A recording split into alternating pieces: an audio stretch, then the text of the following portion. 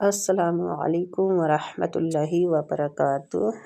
جی الحمدللہ، کل ہم نے تجوید کے بارے میں کچھ ڈیفینیشن آپ لوگوں کو بتائی تھی، تو آج اس سے اگلا سبق آپ لوگوں کے ساتھ شیئر کروں گی۔ مخارج جمع ہے مخرج کی، صرف نکلنے کی جگہ کو مخرج کہتے ہیں۔ ہونٹوں سے لے کر حلق کے آخر تک کل 17 مخارج ہیں، یعنی کل 17 ایسی جگہ ہیں جہاں سے حروف نکلتے ہیں۔ مخرج نمبر 1، منہ کے اندر کا خلا، یہاں سے 3 حروف ادا ہوتے ہیں، الف، واو، یا۔ جب یہ مدہ ہوں، مدہ کا مطلب ہے الف ساکن سے پہلے زبر ہو، واو ساکن سے پہلے پیش ہو، اور یا ساکن سے پہلے زیر ہو، جیسے با، بو، بی۔ ٹھیک، با فتح الف سکون با، با دمہ واو سکون بو، با کسرہ یا سکون بی، با، بو، بی۔ ٹھیک، اس طرح ان کو کھینچ کے پڑھا جاتا ہے۔ با فتح کے ساتھ، الف سکون کے ساتھ ہے، اور بو دمہ واو سکون بو کے ساتھ ہے۔ ٹھیک ہے، تو اسی طرح ہم نے اس کو تھوڑا سا کھینچ کے پڑھنا ہوتا ہے، با، بی، بو، اتنا۔ ٹھیک ہے، 2 حرکات۔ تو اس سے اگلا جو ہمارا سبق ہے وہ مخرج نمبر 2 ہے، اقصی الحلق، یعنی حلق کا آخری حصہ جو سینے کی طرف ہے، یہاں سے 2 حروف ادا ہوتے ہیں، حمزہ، ہا۔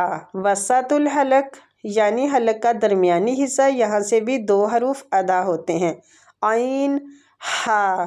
مخرج نمبر 4، ادنیٰ حلق، یعنی حلق کا وہ حصہ جو منہ کی طرف ہے، مطلب منہ کے بالکل قریب ہے۔ ٹھیک ہے، منہ کی طرف والا حصہ، یہاں سے 2 حروف ادا ہوتے ہیں، غین، خا، غین، خا۔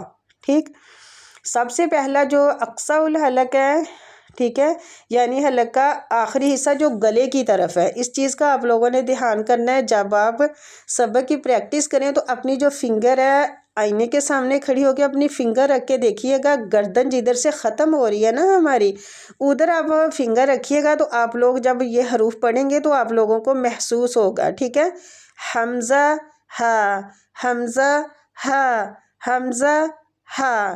ٹھیک ہے، یہ بالکل مطلب سینے کی طرف ہے، نیچے، سب سے نیچے۔ ٹھیک ہے، تو وسط الحلق جو ہے یہ حلق کا درمیانی حصہ ہے۔ ٹھیک ہے، جیسے کہ ہمارے حلق کے 3 حصے ہیں، تو حلق کا درمیانی حصہ ہے جدھر سے ہم وسط الحلق جس کو بولتے ہیں، اور اس سے ہمارے 2 حروف ادا ہوتے ہیں، عین، ہا، عین، ہا، عین، ہا۔ اس طرح کر کے آپ لوگوں نے پریکٹس بھی کرنی ہے، اور اپنی فنگر جو ہے اپنے گلے کے اس حصے پہ رکھ کے دیکھنی ہے آیا کہ کیا آپ صحیح مخرج نکال رہے ہیں اپنے حروف کا۔ ٹھیک ہے، اس چیز کا خیال رکھتے ہوئے۔ اور ادنیٰ حلق جو ہے وہ منہ کے بالکل قریب ہے، تو جیسے مطلب ہمارے منہ کے اندر جو مطلب آتا ہے، ٹھیک ہے، وہ والا حصہ ہے ادنیٰ حلق۔ تو اس سے غین اور خا ادا ہوتے ہیں، یہ دونوں مستعلیہ حروف ہیں، ان کو پور پڑھا جاتا ہے، تو اس چیز کا بھی آپ لوگوں نے دھیان رکھنا ہے۔ غین، خا، غین، خا، غین، خا، اس طرح کر کے آپ لوگوں نے اس کی پریکٹس کرنی ہے۔ ٹھیک ہے، ان 6 حروف حمزہ، ہا، عین، ہا، غین، خا کو حروف حلقی کہتے ہیں۔ حروف حلقی کی یہ تصویر بھی میں نے ساتھ دے دی ہے، تو اس کو پریکٹس کرتے ہوئے آپ لوگوں نے دھیان میں رکھ لینا ہے اور اچھی طرح یاد کر لینا ہے۔